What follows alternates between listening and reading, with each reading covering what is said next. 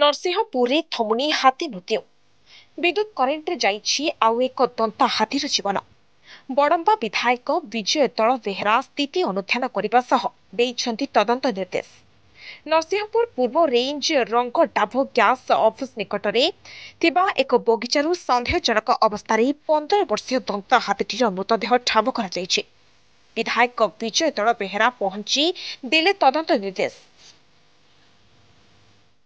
जो हाथी आज मरी सी मसेरू ऊर्ध्व काल धरी बुलूला ताकू दी जन दायित्व देते जहाँ रेंजर कहया कथा किंतु किभली भाव दायित्व नेला हाथी आज मृत्युवरण करेन्ट लगी ये निश्चिंत विचार करा तदंत सापेक्ष हाथी दंता हाथी मरी आम तार इन्वेस्टिगेशन चलती जेटीएफ टीम आसवे इलेक्ट्रिक डिपार्टमेंट आसवे इन्वेस्टिगेशन सरला जहाँ जना पड़े तदंतर जहाँ जना पड़े तार शुंड पाखे ब्लीडिंग हो इलेक्ट्रिक तार जब धरी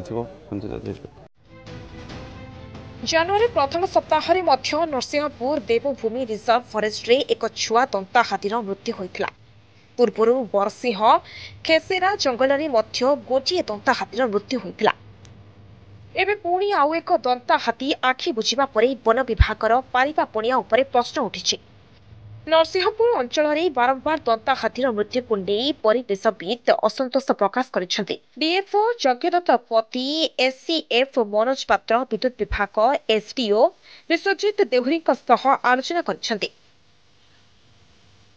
सकाळू आसला खबर पाई आसला देखिलु किछि तो सेमि पाखर नाही आमर नियर बाई माने लाइन भी 100 मीटर दूर अच्छी इलेवन की लाइन भी पाखे ना तदंत सापेक्ष तदंत गला जहाँ जना पड़ो।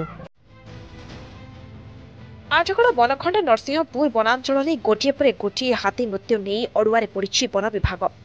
घटनार तदंत कर दोषी विरुद्ध में कार्यानुष्ठान ग्रहण करने को दावी जोर धरी। नरसिंहपुर शिवराम पंडा रिपोर्ट, अर्गस न्यूज।